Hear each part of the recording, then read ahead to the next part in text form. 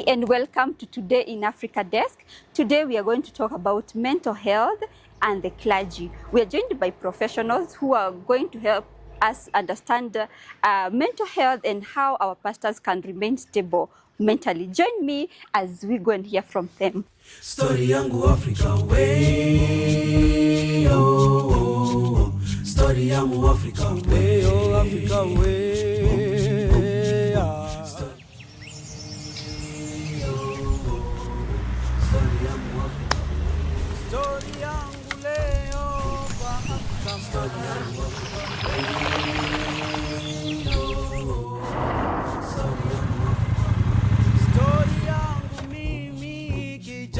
Story yangu Africa way, oh, story yangu Africa way. Story yangu leo kwa Africa Magazine.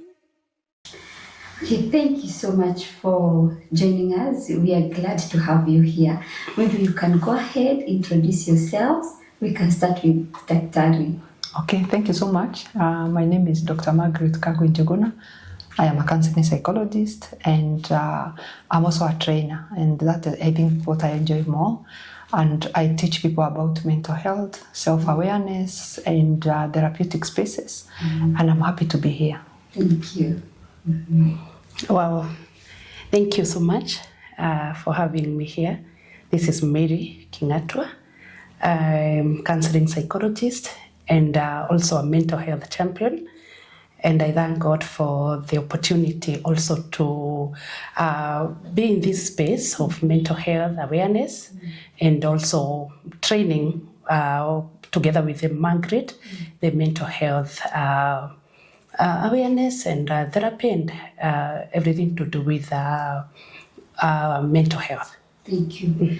So you're talking about training, mental health. We'd like to know. I'm aware you have an organization, so maybe Daktari can go ahead, tell us more about the organization and who you train. Yes, such. Okay, thank you so much.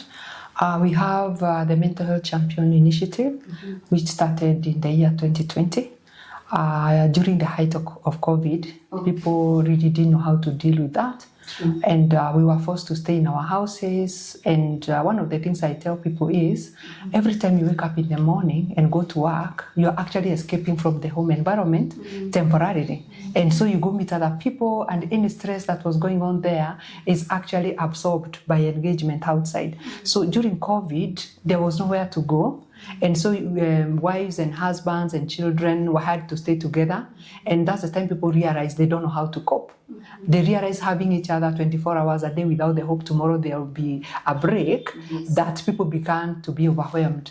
And out of that, people used to call me, because many people know I'm a mental health professional. So they would call me, how do I go about this? I'm struggling with my wife, I'm struggling with my husband, how do I take care of my children? You know, there was a lot of anxiety going on.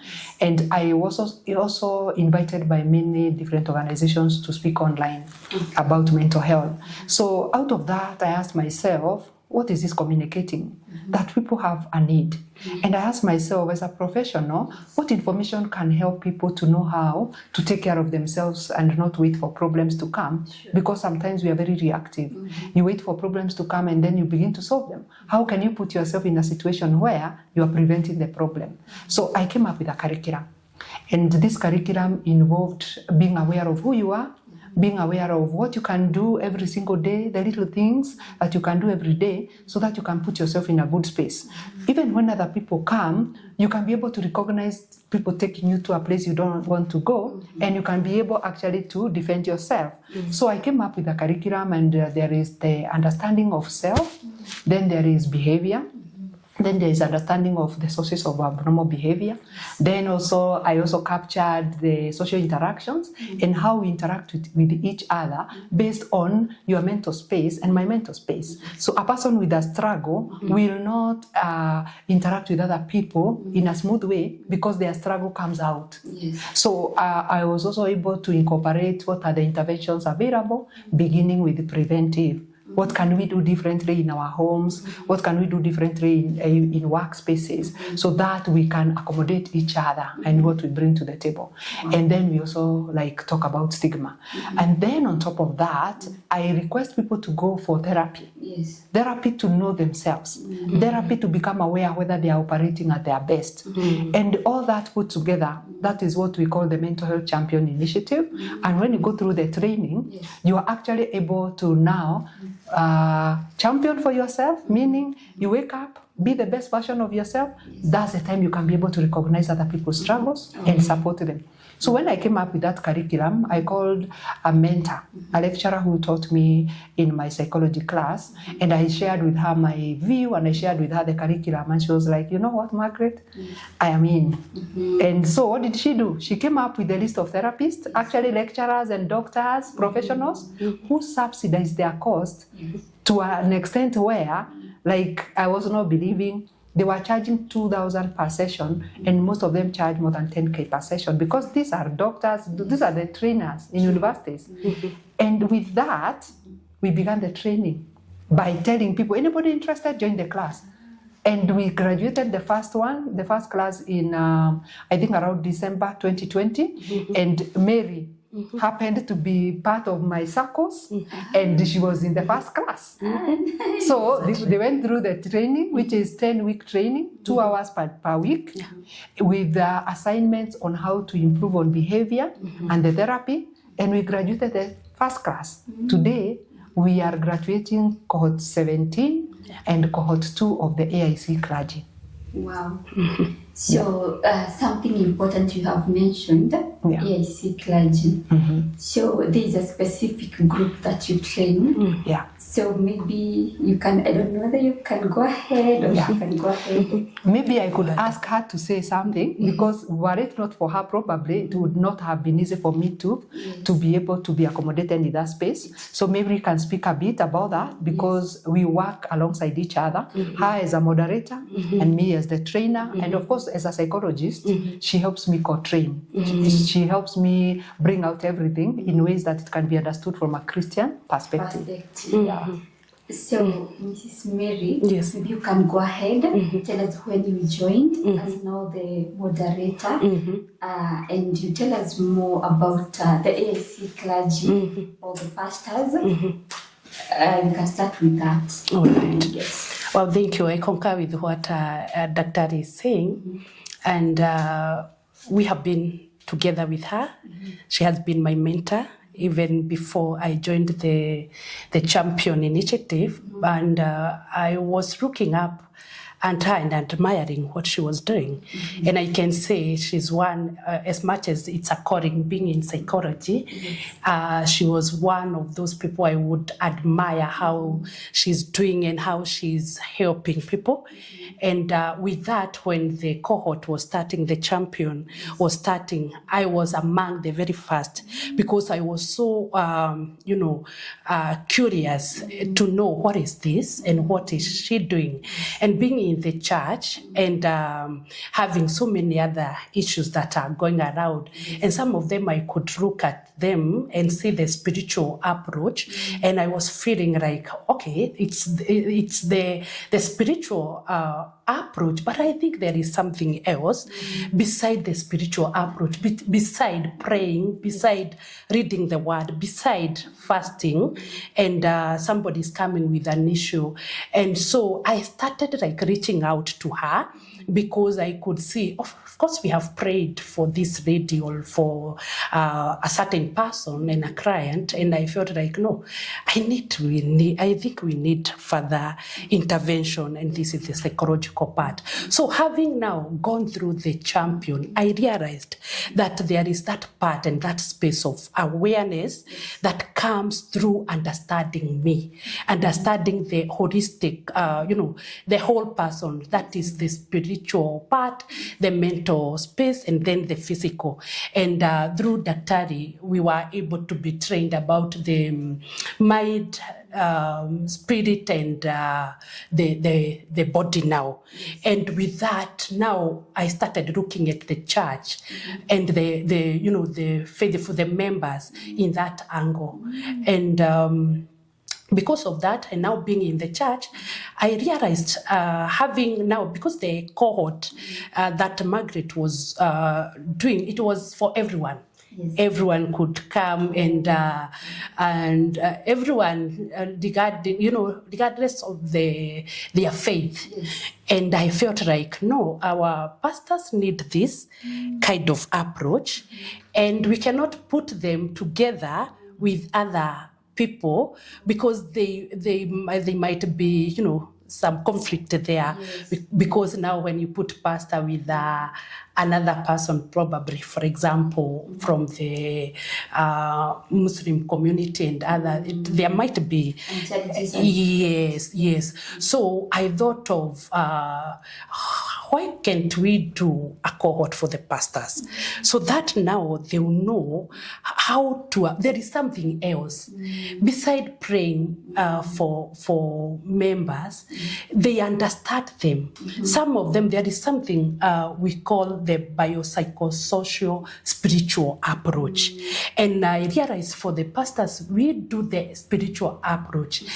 Somehow neglect the biological part of it. Somehow we neglect or we assume that the psychological approach and even the social approach, which might be the problem of a certain person. And so we discussed with Margaret, and also actually we prayed about it.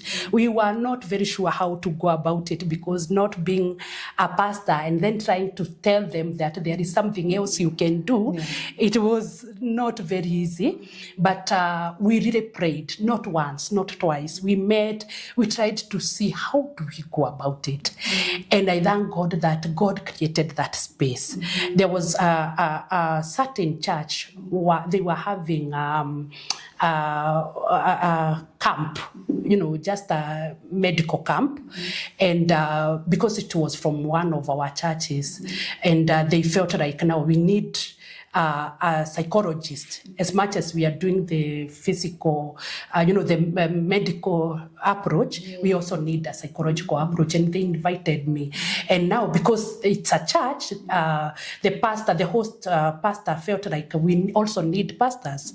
So when we met now, they realized like Mary is approaching these issues in a different way. And they felt like, now, what is this else that we don't know? And from that, and they were 3 pastors, they say, no, we want to know, because their approach probably was different with my approach when we were seeing the patient or the members who are coming in that camp. And that's how now, again, I realized now this is the entry. We talked with Margaret, and we agreed, let's go ahead. And we invited now the Kikuyu region, AIC Clergy. And they came. That was last year, but that is 2025. Yes. Yeah, 2025. We started the cohort. They came. Actually, we started 28 pastors who joined the cohort. And we started with the curriculum, like Dr. is saying. We started with the knowing who is a champion, awareness of the problem, the disorders, and the intervention, and how to go about it. And we did for 10 sessions. We graduated 26, only 2 dropped. And actually, the one who dropped, they joined the other general cohort, because they dropped because of some issues. So for the 26, they were able to graduate, and we can say there is something that is going on with our Clergy. A great change. We have had them. And beside that, actually, after that, we did the suicidal prevention. Also, Dr. trained them. So, and we are still continuing with them, and they are so passionate about it. They have changed the perspective and how they look at mental health, and they are ready for it. You have mentioned some of the challenges when starting. Maybe you can continue to tell us the other challenges that you have encountered when especially training the pastors. Yes. Okay, number one, she's right when she's saying it's very difficult to position yourself, especially with pastors who are authorities in that space. And so one of the reasons why we decided to do it differently is also to ensure that we don't conflict them and we don't challenge the faith.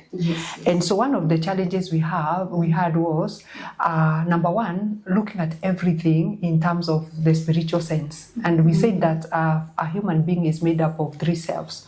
The body, this is what we see, and that's what we actually believe is a person. We have the mind, this is what processes everything that the body perceives.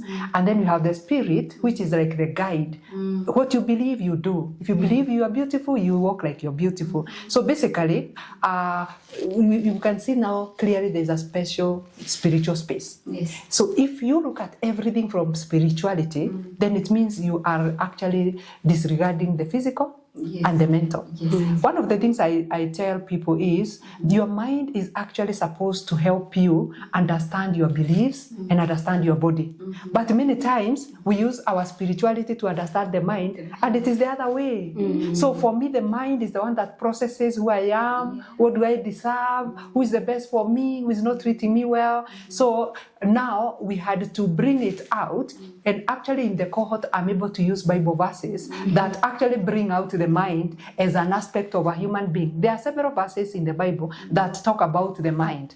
So I'm able to incorporate that in that cohort, and I'm able to help them process and see I'm not trying to take them away from their faith. One of the major challenges is lack of information. You see, when you don't know, you don't know. And a lot of times when you don't know, you keep repeating what you know. Isn't it? Like if somebody went to China and somebody spoke to you in Chinese, you are likely to speak English. Whether they understand or not, you do what you know. And that is what happens in the mental health space. We, growing up, nobody really taught us how to take care of our mind. Isn't it? We were taken to church, we were taken to hospital, but where else? Nowhere. So the mental aspect was actually disregarded because nobody knows how to attend to that. And so for me, one of the most important things was to actually help the clergy know that we are not challenging the faith and make them aware that the spirituality is something that is so like separate. But when you up your mind, your spirit becomes alive. One of the things I say, the more I studied psychology, the more actually I became spiritual. Yes, because I recognize that actually this is my belief system. This is not my pastor's belief system. So I own the belief system because now it's mine, and I act it, and I don't have to wait for the pastor to check on me. So for me, one of the things that I was focusing on is helping them to know there is no fight here. Many people look at psychology like something they don't know how to deal with, and so psychologists, they run away from psychologists. Actually, psychology is simply making you aware. Are you making your choices? Are you living your life? Are we together? And when you struggle in the mind, because we get overwhelmed, either by thoughts, either by emotions, either by fights, we are fighting, we don't know how to fight, where do you go for help? So for me, one of the things is to help them see that if we take care of the mind, we actually become more spiritual. And one of the things I told them was, if you keep planting seeds in a hostile land, you will not have good harvest. So as clergy, you have been planting seeds in stressed minds. It's true. And so you don't get harvest because I am stressed, I'm just dealing with my stress. You can talk all you want about Jesus coming, but you know what? Me, I want my problem solved at this point in time. So actually now, the awareness that there is no fight is really what made the whole thing beautiful and enjoyable. So for me, what I say is, people don't know what to do to protect their space, whether it's mental, psychological, or even spiritual. People don't know how to create therapeutic spaces, beginning from their own home, actually beginning with self. How do you show kindness to yourself? People don't know that. And that is what we are actually teaching. How do you create therapeutic space within your home? So by the time you leave your home as a member of the clergy to go to church, you are in a good space, you are coming from a good space, you can go create a good space. So first of all, we are actually making the clergy to become the best versions of themselves. When they become the best versions of themselves, they are not going to internalize problems from the congregants, and they are going to be able to know how to recognize, how to separate people who are in conflict. So for me, what I say is knowledge of self, having the right skills to recognize struggles, and also knowing how to intervene and where to get help when you are overwhelmed. Yeah. You've mentioned the importance of teaching the clergy, training them about mental wellness, and why is it also so important to because of course I believe you're training them so that they can also train the members. Why is it so important also for the members to be mentally stable? Okay, maybe number one, the most important thing about training them is first of all changing who they are and how they relate with themselves, and that is the way they present. It will be better the way they present themselves to the congregants. They may not actually be able to train, but they may be able to sensitize. Are we together? Yes. We are training them so that they can sensitize and they can validate struggles, and they can actually be able to recognize people struggling, and they can be able to know, they now know where to refer.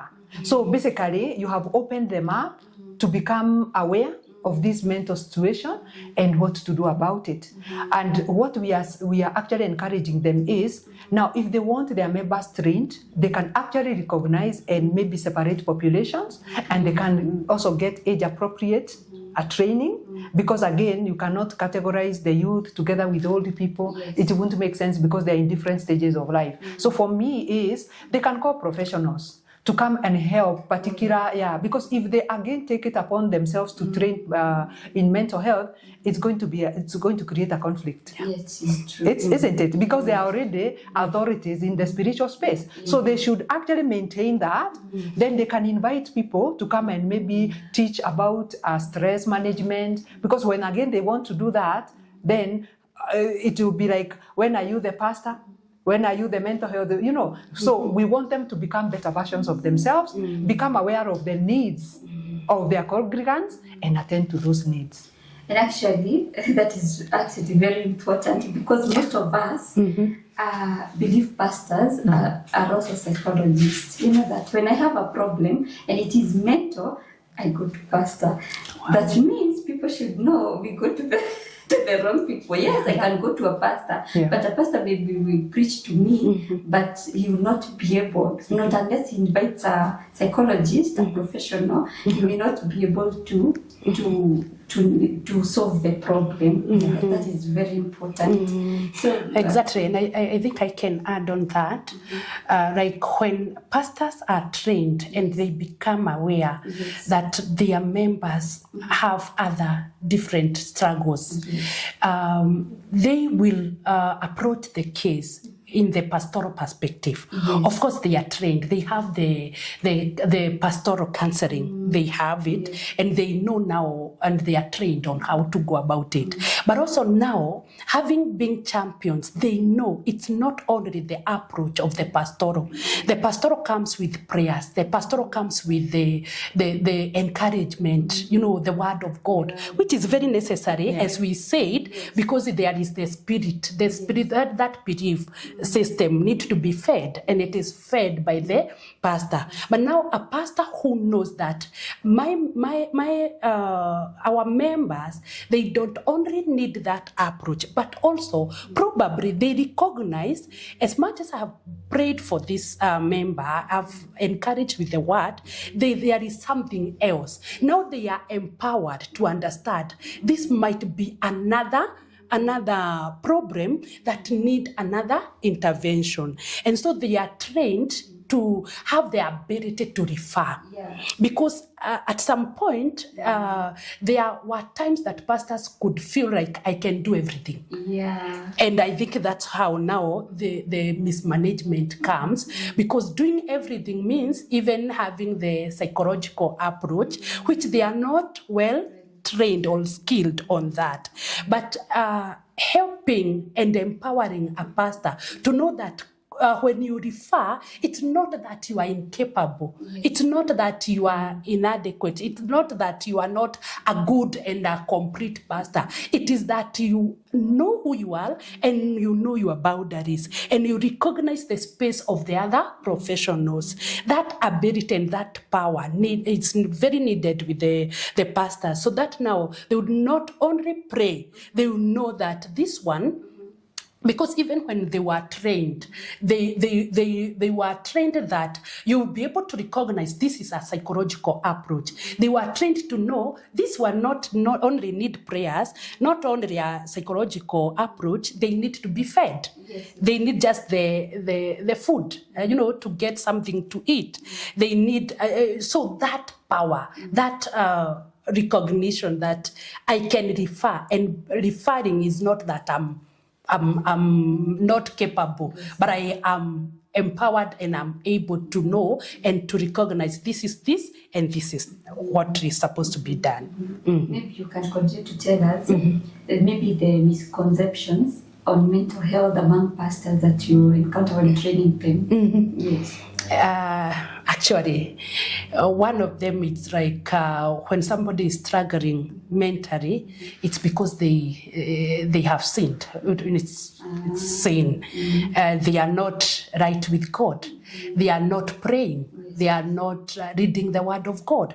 And you could hear, actually they used to confess that, I thought so and so is struggling because they are not praying. And when they come even for the pastoral counseling, they tell them, go and pray. It is because you are not praying. That's why you are struggling. So that has been an issue, that it is because they have sinned. That's why they are suffering. Some of them, they may think it's demon possessed. And actually, you find mental illnesses in it's referred like somebody who is possessed. Yeah, it's true. It's something that it's a curse. And of course, we don't expect probably a member, especially. Yeah, and you see, like what Daktari said, we started with them. Even them, like me as a pastor or you, whoever you are, like it's not a curse when you feel like you are struggling. It's not that you are possessed when you feel like you are stuck somehow. Because some of this, it's because probably there is loss. Somebody might have been going through loss, struggle, life challenges, and it's not being possessed. It's only that you lack and you don't have the ability to navigate or to go through this. So that misconception that it's about curse, it's about not praying, it's about there is you are not a good person, because sometimes you may look at a person and say, yeah, it's because he's a bad person, irresponsible, that's why he's struggling. And I think that Tari can add on that. Yeah, maybe also what I can add is one of the challenges we have is asking them to go for therapy.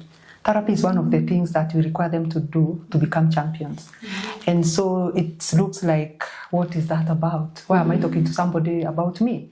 And so that is some of the, actually, even in the other cohorts, therapy is the one that makes people feel very uncomfortable. Because speaking about yourself, maybe coming from where maybe you're coming from, maybe you don't talk about things, you don't talk about your inner things. And that is something, that is why you see people take their life, because they don't feel like that's an option. So what they do is they keep quiet, they struggle, they try, and they are unable, and so they just don't have any other way out. So again, that is a struggle that we had to overcome to help them understand that the same way, you are a human first before you became a clergy. Yeah. You are a human being. Yeah. You are somebody's son. You are somebody's husband. And so you need also to become the best version of that human being. And so you need to take care of your body. You need to take care of your mind. And taking care of your mind includes becoming aware of what is going on there and actually sharing. Because one of the things we do with the training, we train them on mental health first aid. So they can be able to give first aid, mental health first aid, and they can be able to recognize this person may actually need now more help. They may need a professional. Like if I fainted right now, I'm sure some of you know how to do first aid. But then if you feel like you're concerned, you'll call a doctor, isn't it? That's what we require them to do. They can give first aid. If somebody is crying, they can hear them out. One of the things we actually really help them to is to assume when it comes to mental health intervention, rather than tell, listen. Yeah. Because you see, there is this tendency to, the word of God says, according to Jeremiah, I haven't even told you what's going on. So what does Jeremiah has to do? Sometimes they need to listen first. And when they listen, you will be able to know which verse now. So it is important for us to know you cannot be able to know what is hurting me until you listen. So if we are listening more, as parents, as siblings, as whoever you are, before you attend to a situation, you listen, you will always be accurate in the way you will help that person. So that's something else we are also helping them. And of course, imagine the authorities, they have gone to Bible school, they know all this much. Yeah. Now telling them to listen. Now, again, that is a struggle. But you know what? I am so excited to say, by the time we finished, everybody was so excited because they could see now, they could even share. You know what? I had this situation and I actually listened. Yeah. And what did I listen and find? I listened and I was able to see how to position myself. Sometimes you listen, you recognize somebody is just hungry. And you don't need to pray over hunger. Feed the person first. Are we together? So I would say that lack of knowledge about psychology, misconceptions of psychology is a threat to spirituality. Actually, there's no fight there. And also, again, recognizing that spirituality is one aspect of a person. And we don't pray over a person who is having malaria. We pray over them and then we take them to hospital. The same way with somebody with a mental struggle, we pray over them, we do what we need to do, we create a therapeutic space, but also we take them to hospital. Yeah. So you're talking about we should listen to someone venting or speaking out on mental instability. So you can tell us more. How can the church create safe spaces for the members to speak about trauma, speak about depression and such. Okay, number one, the church needs to become, to sensitize people. Because you see now we have trained the pastors. The pastors can now be able to sensitize people that it is okay when this is going on. We can forward people with such struggles. You can create a way, or even peer counselors, or you can educate people strategically. For example, there was this suggestion of the women leaders can be helped, they can be trained so that they can also be accommodating and supportive. We can train the youth, and maybe some youth could become the peer counselors. We could educate the elders and all that. Why are we doing this? Is so that people can feel safe enough to go and talk about their issues. One of the qualities that you get when you become a mental health champion is a confidential heart. Yeah. A confidential heart does not share. It keeps in confidence what is shared in confidence. So this means when somebody comes and talks to the pastor about their issue, that issue does not end up with everybody. So it means this is shared in confidence. So I will attend to them. If I can't help them, I can refer them, but everything remains like that. So if you can now do that with the women leaders, and everybody is not sharing everybody's problems, it already begins to transform to become a safe space. Non-judgmental, rather than look at every problem or every behavior as sin, you can now begin to say, how can somebody, let's say for example, money has been kept like that, this is offering, and somebody picks. Instead of looking at it, that is sin, look at it like, what is the need? What could be going wrong? If I would call this person and tell them, please tell me, what made you pick the money? I was picking the money, I was hungry, I would have gone and bought something, eat, and maybe bring the change. Or my mom is at home very sick, they need medication. So you can see, rather than look that as a sinner, that is a person in need. So for me, I feel, rather than be quick to condemn and categorize people, we can listen and look at behavior as symptoms. When somebody is behaving the way they are not expected to behave, then it means they are communicating something. So for me, one of the things is Not every, of course, I'm not saying there is no sin. There is sin, but not everything is sin. Sometimes it could be a call for help. When somebody is rude, they probably don't want to be rude. They are feeling like so overwhelmed. The only thing that comes out is what they have inside of them. So I think those are some of the things. Non-judgmental, sensitizing people, creating spaces where they can get help when they need it, creating mental health first aiders, and also physical needs, physiological needs. There are particular homes that people came and they haven't taken breakfast. I think that is something that the church is also missing out. If somebody hasn't taken breakfast, what are the chances they will stay up to 1 p.m. and the service is continuing and the hunger is just hunger. So for me, I feel biopsychosocial approach, biology. If somebody hasn't eaten, let them eat. And I've seen, like in my local church, that some women come and cook porridge for the kids. And I love that. Why? Because some of these children came from homes where they haven't taken anything. So if the child knows that they will go and take some porridge, their hunger will be taken care of, then it means that this child is going to hear what they are being taught. So, Mrs. Mary, there isn't cases about AIC pastors, especially in the recent one, that committed suicide because of depression. Maybe you can, as a psychologist, you can talk more about that. Well, it is so unfortunate, so unfortunate to have lost that life in that way, and especially as a clergy, as a pastor.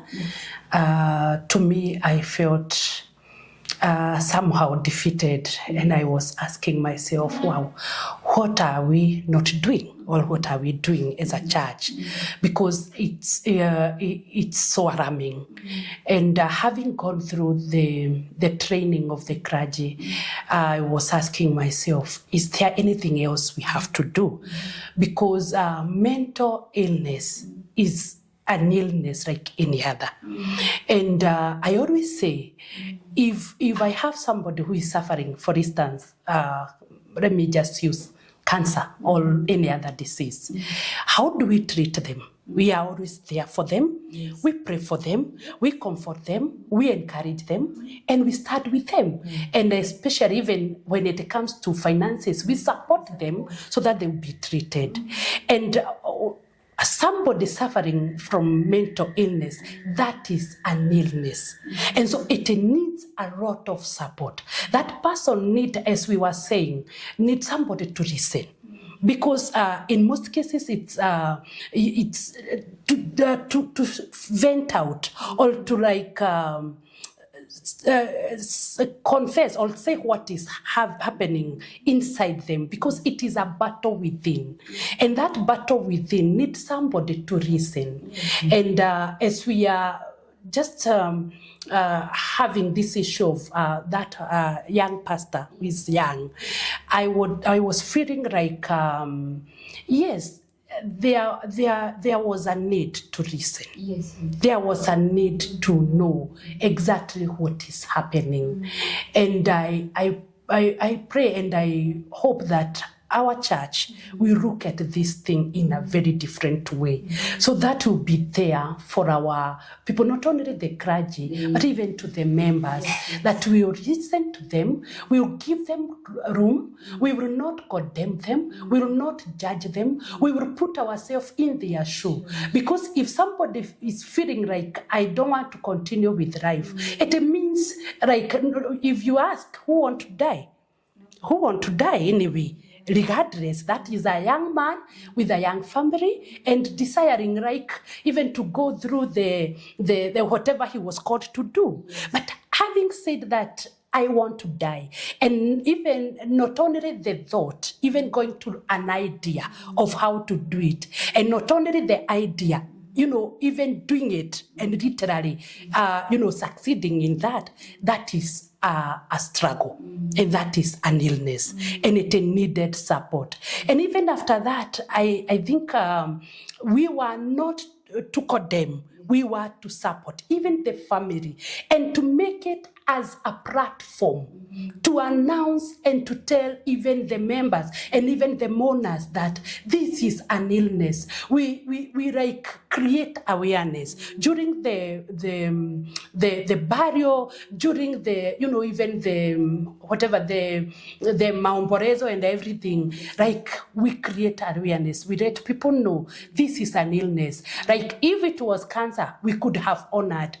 And this is another illness. And especially, you see somebody who is having depression, we refer to a medical doctor, psychiatrist to, even to prescribe medication. So if this one can be prescribed, it means a real evidence that it's a struggle and it is an illness. So it's so unfortunate, and I hope that through the initiative and the training that we are having, people will come to know that we have something to do and to shout and to make everyone know that mental illness is an illness like any other. Yeah. So rest in peace. Exactly. Yeah. So that was deep. So you've been training, and I understand that there's a cohort that graduated. So what's some of the noticeable transformation on these pastors that have already graduated? Okay, maybe I could go on that. Number one, Yes. Self-awareness. Being graceful to self. Behavior management, because even during the training, we would put them through some activities that will make them aware of how they behave, how they relate. Yes. And the other thing is awareness that everybody is going through something. And before you judge, you need to ask yourself, what could this person be communicating by their behavior? Yes. And the other thing is every behavior is caused. Yes. Rather than look at the cause as seen in this particular situation, you should dig deep to understand. So one of the biggest transformations is the testimonies given when we meet again, because we meet and you can hear them talk about, now I'm handling things differently. Different pastors are inviting different professionals to come, and others have invited me. Others, I remember even there was something we did last year on October 20th, now taking care of men and mental health and physical health. So I am seeing them becoming more proactive and attending to the needs of their congregants, and actually even grouping them. So for me, I'm excited because I'm seeing they are actually incorporating a different kind of sermon. Yes. Rather than the sermon just to say repent and all that, there is what's going on. There is what can we do differently, how can we take care of ourselves and all that kind of thing. So I'm excited, I'm happy, because I believe now we are attending to the overall human being rather than just concentrating on the spiritual part. So yeah. Thanks. Yeah. And Mrs. Mary, Yeah. tell us, what's the feeling training these people in authority, because they really are. How do you feel training them? Yes, they really are, and we honor them. We honor them. They are our pastors, and we recognize the authority they have, and it's humbling. Yeah. It's so humbling, and also at the same time exciting, and especially on my side, having been with them for so many years and trying to ask myself, how can we do this differently? And now seeing them that they are eager, and we are now in the same conversation, we are in the same approach. To me, it's I just thank God for that, and also to see the men excited, because right now this is it's a mental health month. And when we met with them, we just asked them, what are you doing things to do with the May? May is a mental health month. And you could see their excitement and like, wow, thank you for reminding us. So we have to do something. And we were encouraging them, like, it's not a must you call somebody, but even you can just create, even in the sermon, make sure you create that, you allow the members to know that there is something, and mental health is a conversation that is, accepted even in the church. Yes. And to me, I feel so good. And also listening to members, when even like what Margaret is saying, sometimes we are invited and given a platform to talk about it. And now you will hear the response of the members and they are like, wow, I think we needed this. We need the spiritual part of it. We also need to be aware of us. We need to know how to cope with the anger issues, to handle ourselves, because we also bring the behavior part of it. You know yourself, you understand your wife, understand the children, understand the members. So to me, it's so encouraging. And even for the pastors to be able, when seated, to understand what is happening, even in the congregation, even in the church service. If a praise and worshiper is behaving anyhow, they will not like judge.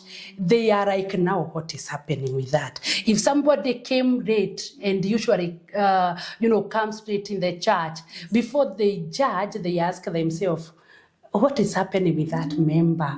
So that approach, to me, it brings satisfaction. Yeah. And I pray that God will help us and help even the church, because at the end of it all, it is to bring the church of Christ whole.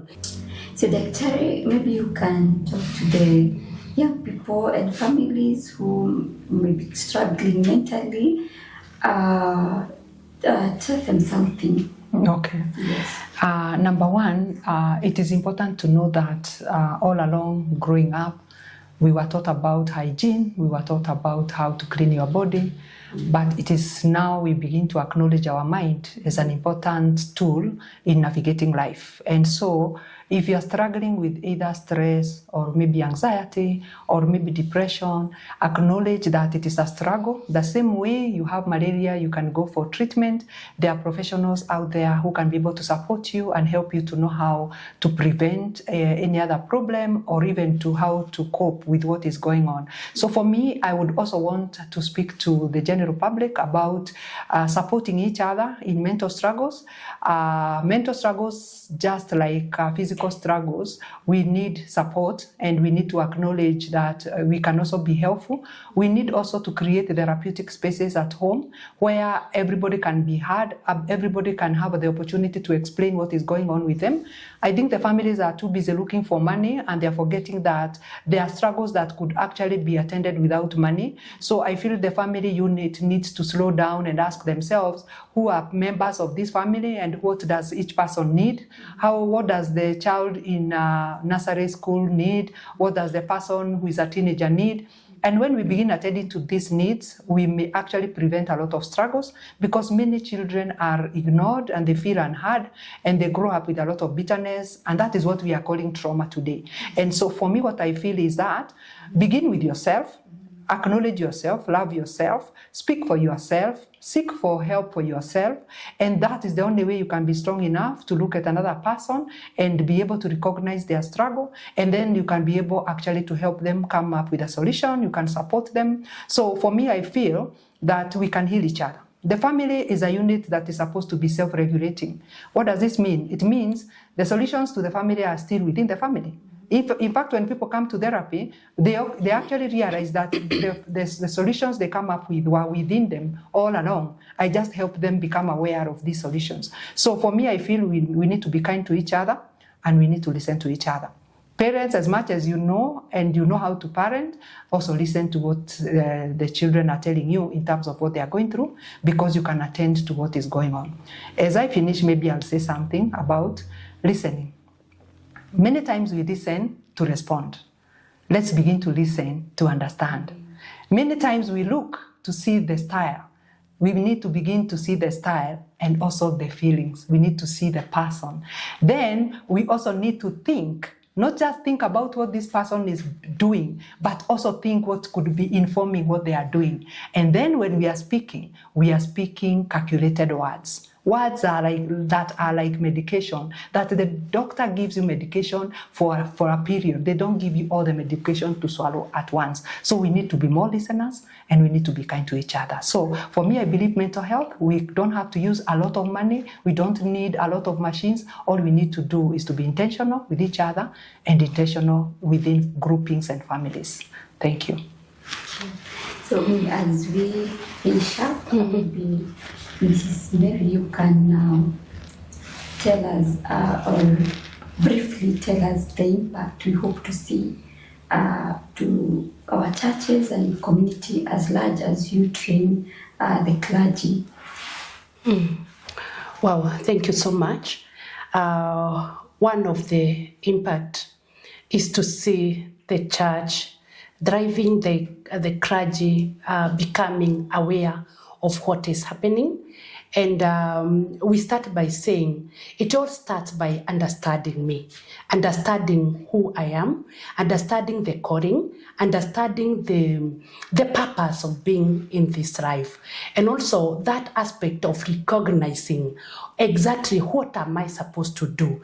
And in this area, we try, and I would like to see people who are recognizing that there is this mental health space that we need to encourage each other and to support each other. I always say, after recognizing, you are able to name what is it, because the ability to recognize now help you to name the struggle, to name what is happening, to understand now this is anger issue. This is the struggle that I have. This is the trauma I had, and probably it's a childhood issues. This is how I'm feeling. That ability to recognize and to name the feeling, it will now help you to be able to tame.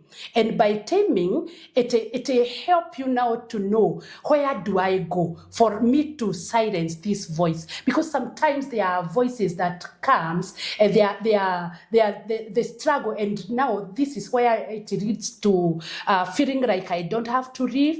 I can now go to the suicidal way. The ability to tame is recognizing and knowing that I can get help from this place or from a certain professional. So I am hoping and desiring to see the community, the church to start with, the church who are giving mental health space, understanding the power of the mind, and understanding that, like what the word of God says, as a man thinketh, so they are. That ability that the mental space, the thinking carries the day actually. So that now when the church recognizes that, we give each and every one a space to express themselves, to be heard, and then now we'll be able to tame. Taming now help us not to judge people. Even to the community, when you walk, you are not even traveling with with different people. You not like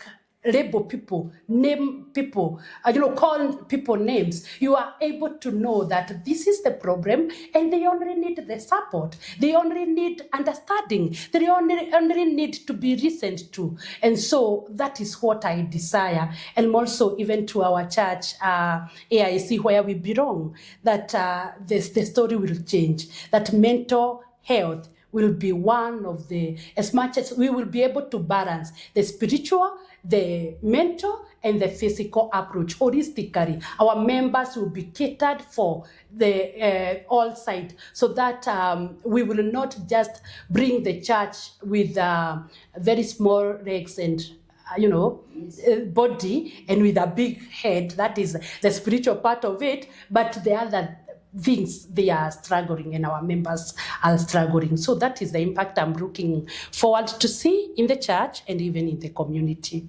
Thank you so much. Welcome. Thank you so much once again for joining us. We are glad that you have been able to also train me and also my team. Thank you for the good work you're doing. May God bless you. Thank you. I'm sure Amen. our pastors and also all the community will be helped mentally and will be stable. Yeah. To our viewers, thank you for joining us today. men of God are human too. They need mental stability. Let's all create a safe space for them so that they can be healed and they can remain stable mentally. We are glad for watching. Continue following us on our social media platforms, that is Today in Africa magazine. And until next time, my name is Tabitha Nene. Story yangu Africa way, oh, oh, oh. Story yangu Africa.